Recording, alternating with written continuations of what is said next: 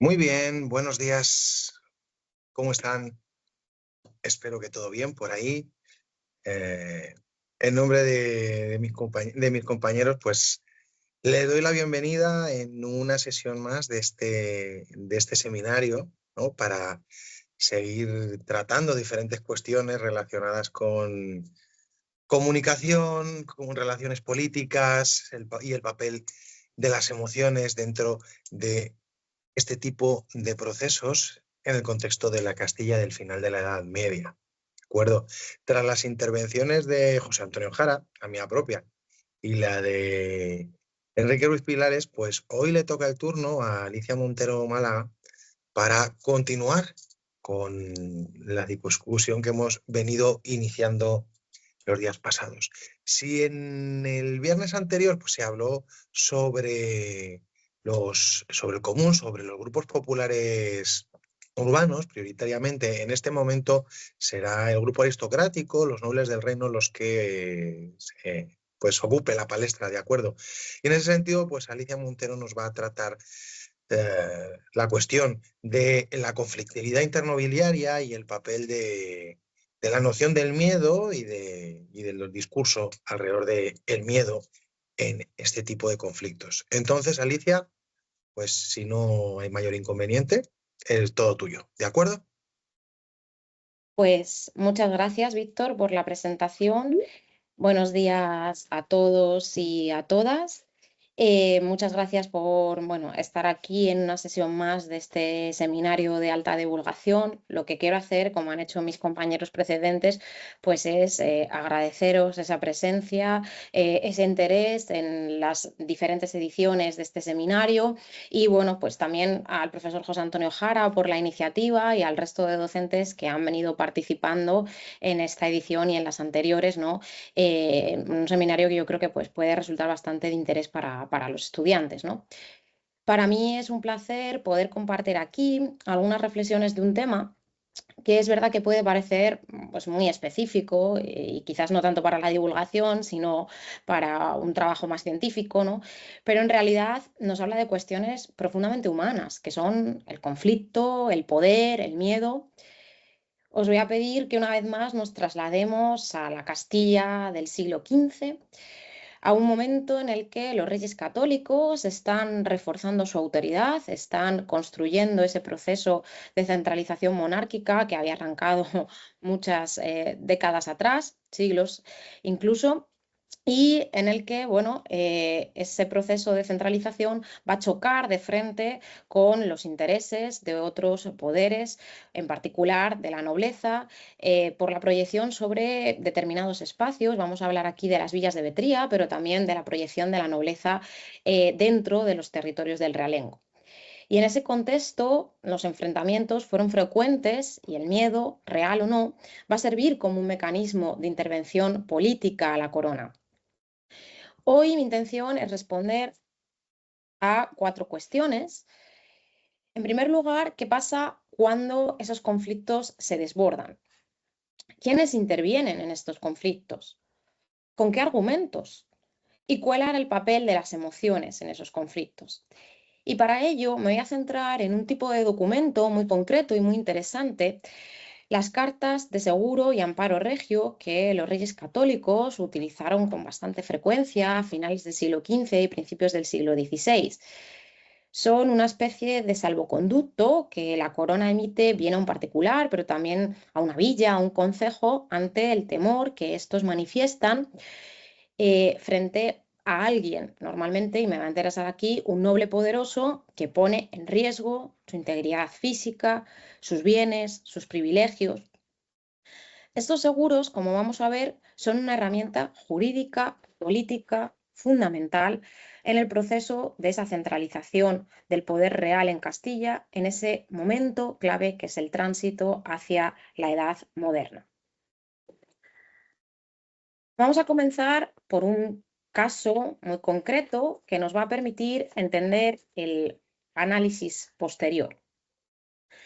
Nos vamos al verano de 1486, cuando los vecinos de Becerril de Campos, hoy en la actual provincia de Palencia, solicitaban a los reyes un seguro, dicen, por temor y recelo al primer duque de Nájera, Pedro Manrique, con quienes venían manteniendo un conflicto por el uso del molino de la villa de Becerril. Los vecinos de Becerril decían tener miedo y recelo de que el duque les pudiese herir, matar, apresar o causarles otros males y daños. Becerril en esos momentos es una villa de Betría. ¿Esto qué es? Esto es una singularidad que presenta el territorio castellano. Es una forma muy particular, lo denominamos de señorío mutable o de señorío flexible, muy interesante para los que no lo conozcáis, en la que los vecinos pueden elegir su señor. Es decir, elegir a quién se ponen bajo su servicio, ¿no? Bajo normalmente la fórmula de la encomienda. Como podéis imaginar, a finales del siglo XV, muchas de estas vetrías en Castilla están desapareciendo precisamente debido a la competencia de la nobleza por controlarlas, por hacerlas suyas, por convertirlas en lo que llamamos solariego, integrándolas a sus dominios señoriales más estables. Pues bien, desde finales de la década de los años 80 del siglo XV, el duque de Nájera, lo sabemos porque esto lo ha estudiado también muy bien el profesor Hipólito Rafael Oliva, sabemos que en ese momento en el que se está pidiendo el seguro, los vecinos de Becerril habían visto como al menos 3 veces el duque de Nájera les había pedido que le eligiesen como su encomendero a través de distintas presiones y les pedía que a cambio dejasen de lado al condestable de Castilla, Pedro Fernández de Velasco, al que los vecinos habían estado eligiendo como señor desde 1445. Sabemos también que en el momento en el que la corona emite ese seguro de 1486, la tensión en la villa frente a las presiones y a los abusos del duque de Nájera era elevada y iba en aumento. Sabemos incluso que ambos nobles habían llegado a concentrar gente armada en torno a la villa de Becerril por si era necesario intervenir en ella. Todo ello a pesar de que, bueno, tanto los condestables de Castilla, en este momento los condestables de Castilla son designados dentro de la casa de Velasco, ¿no? El linaje de los Velasco, como los duques de Nájera, el linaje de los Manrique, llevaban emparentados desde hacía décadas a través del matrimonio de Pedro Fernández de Velasco con Beatriz Manrique. Y ese matrimonio les había dado lugar a relaciones conjuntas, acciones conjuntas de cooperación, tanto en el marco de la alta política castellana como a la hora de la expansión de los dominios territoriales.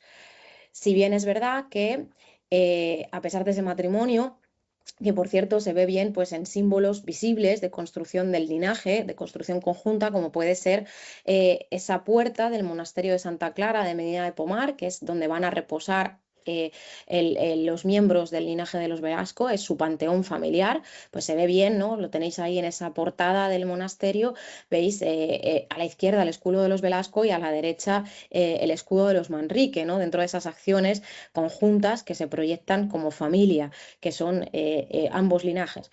Pero bueno, es cierto que a pesar de eso, en varias ocasiones la cercanía de sus señoríos les va a llevar a una competencia territorial por el control de determinados espacios y por el control tanto de tierras como de bienes como de vasallos. Y en ese contexto se enmarca ese enfrentamiento que estamos viendo en Becerril, en Tierra de Campos, en Palencia. Bien, pues sabemos que en torno a 1490, como ya digo, la tensión estaba escalando, el duque de Nájera seguía presionando a los vecinos de Becerril para que lo eligiesen como su encomendero. Ambos nobles están concentrando tropas cerca de la villa y es en esos momentos cuando, en previsión de las muertes que podían darse si el duque de Nájera seguía presionando y los vecinos no lo aceptaban, la corona decide enviar a sus representantes a la villa para ponerla bajo su encomienda, es decir, pasa a depender Becerril directamente de los monarcas y así seguirá hasta las comunidades de Castilla. El recurso a esta violencia privada por parte de la nobleza y, lo más interesante, la ruptura de la paz proporciona, una vez que se ha dejado de incumplir el seguro, es decir, el seguro ha fracasado, el seguro de 1486, no se ha hecho caso a lo que dictamina la corona y en ese momento la corona obtiene una excusa para erigirse como garante del orden público y se habilita para intervenir en unos territorios que habitualmente están controlados por la nobleza. Sin embargo, el conflicto no termina ahí, no termina con la intervención de la corona y con la enajenación de la villa a manos de los monarcas. Sabemos que en 1492 ambos nobles firman una concordia en la que, frente al miedo y al temor que expresa el seguro de los vecinos de Becerril, en la concordia se habla del deudo, se habla del mantenimiento de la amistad entre ambas casas, se apela a la paz entre iguales y se habla de la necesidad de preservar la alianza. A partir de esa concordia, acordaban dejar en manos de terceros la resolución del conflicto y además juraban mutuamente no tomar vetrías ni encomiendas pertenecientes al otro o a los miembros de su linaje. Con todo, a pesar de esta firma de una concordia y amistad, los conflictos no terminan, van a seguir extendiéndose a otros espacios, como la Uruñuela en La Rioja, que era una villa que en ese momento tenía el señor de Arnedo, un Velasco, y que en 1495 solicitaba un seguro ante los abusos que el duque de Nájera estaba causando en la villa. Episodios muy similares los vamos a ver también en Vizcaya. En ese contexto, sabemos que en 1499 se renueva esa amistad, esa concordia entre ambas casas. En esta ocasión ya no es Pedro Fernández de Velasco el que la firma, sino que será su hijo el que le ha sucedido en la condestablía de Castilla, es Bernardino Fernández de Velasco. Se firma ese seguro, esa confederación, de nuevo sobre la base de la amistad, sobre la base de el deudo y el amor que se tienen ambas casas y se deja también en manos de terceros la resolución de los conflictos. El seguro no solo protege a los vecinos de Becerril, también protege a la propia nobleza. En ese momento se está pidiendo un seguro por parte de ambos nobles que dicen tener miedo el uno del otro. Es decir, mientras que están firmando una confederación, la corona va a otorgar 2 seguros particulares a estos nobles por el miedo que dicen tener el uno del otro. El mismo día de la firma del seguro, la corona además ordena que tanto el condestable como el duque de Nájera no concentren más gente armada en sus tierras, en sus fortalezas, que no hagan rondas, como si estuviesen, dice la corona, en tiempos de guerra, porque el reino se encuentra en paz. El miedo que ambos linajes están manifestando a la corona para que les dé un seguro frente al otro, no solo justifica esa intervención regia, sino que además a la corona le permite restringir el uso de la violencia por parte de la nobleza y, de alguna manera, limitar esos acuerdos que, bueno, en paralelo se están dando entre los nobles y que en muchas ocasiones contradicen la justicia regia. Lo que quiero señalaros con un conflicto que desde luego no termina en 1499 y que se extiende casi hasta las comunidades, es que no fue un caso aislado.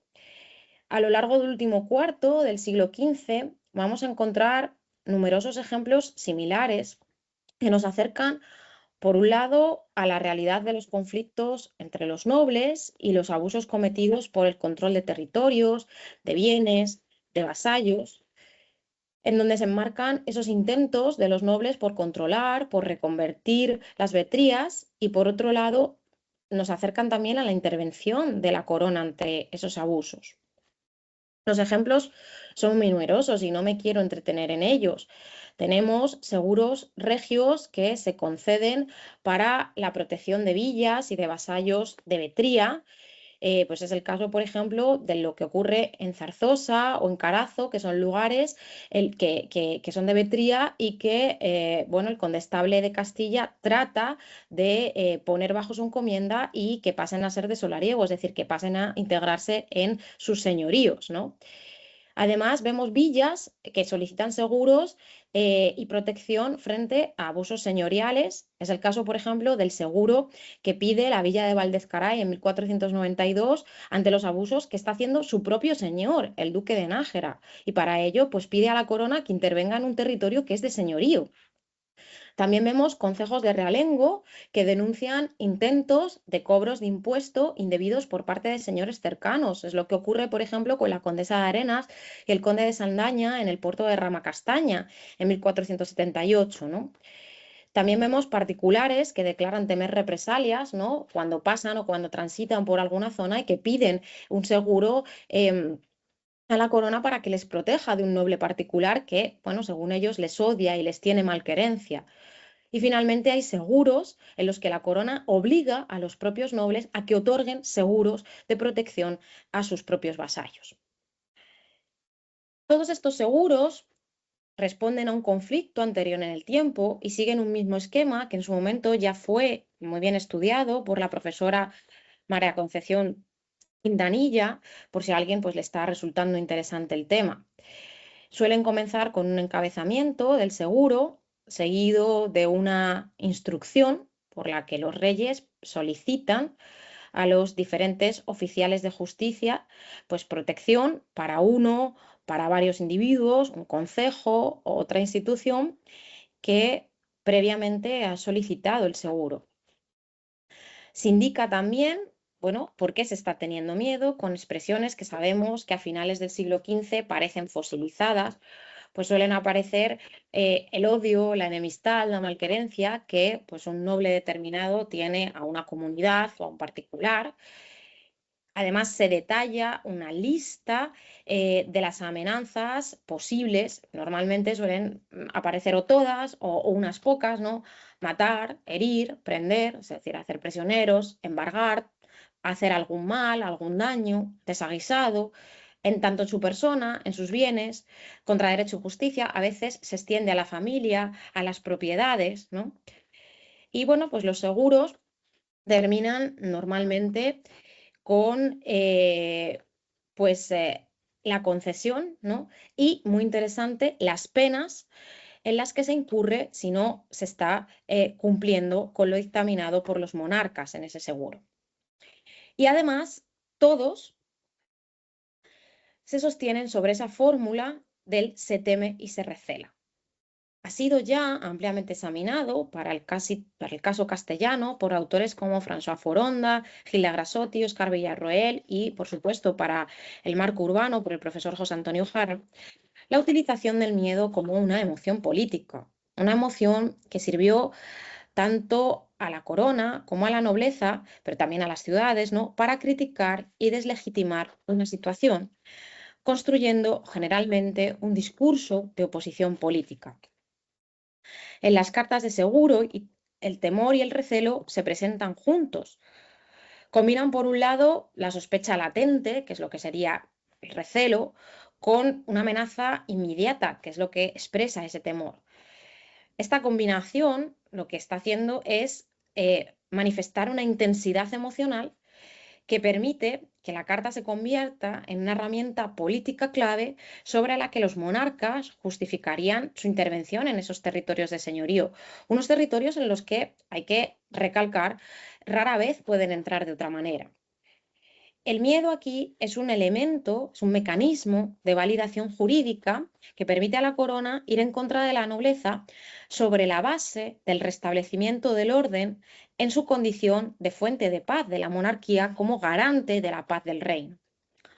No nos importa tanto si el miedo que se expresa en los seguros era real, sino que este se convierte realmente en un instrumento para que la corona pueda intervenir, como digo, en unos espacios en los que en otros contextos no podría. Frente a ello, las concordias, los pactos o las confederaciones nobiliarias emplean un lenguaje apaciguador que responde a esa necesidad de pacificación y estabilización de unas alianzas estratégicas. Se habla de amistad, de parentesco, de conversación, de orden.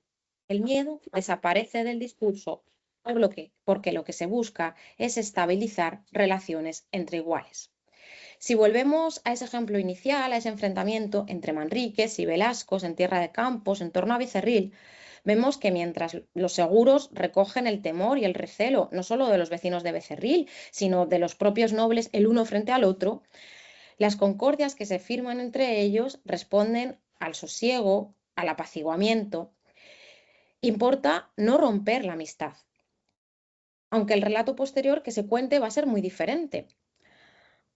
Así, por ejemplo, cuando los Velasco van a contar esta historia en una genealogía que se escribe en el siglo XVI para contar el origen de la ilustrísima Casa de Velasco, en donde se recoge pues brevemente la historia de la Casa de Velasco, pues con un cierto carácter no solo de genealogía, sino pues de construir la identidad del linaje, una memoria familiar. Es un texto que tiene un enorme interés y que bueno, ha sido estudiado y transcrito bien por la profesora Cristina Jular. En ese texto, los Velasco nos van a contar esta historia y remitirán de nuevo al miedo que decían les tenía el duque de Nájera, sobre todo en el territorio de La Rioja. Las concordias funcionan, a diferencia de los seguros, como instrumentos de mantenimiento del statu quo en las relaciones de alianza que, bueno, ambos linajes mantienen en otros ámbitos de la política señorial, ¿no? Hemos hablado de ese matrimonio entre ambas casas, ¿no? Mediante precisamente la ritualización de la amistad, del amor que se tiene. Lo hemos visto muy claro en ese ejemplo de Velasco Manrique. Mientras solicitan a la corona seguros por el miedo hacia el otro en el contexto de la competencia por las vetrías, en paralelo están firmando concordias. En esas concordias, la amistad es una fórmula que legitima la reconciliación, incluso si es instrumental y temporal, porque lo que importa es preservar las redes de protección mutua. El uso del miedo es, por tanto, estratégico. Se activa cuando conviene justificar una intervención y se silencia cuando interesa mantener el equilibrio.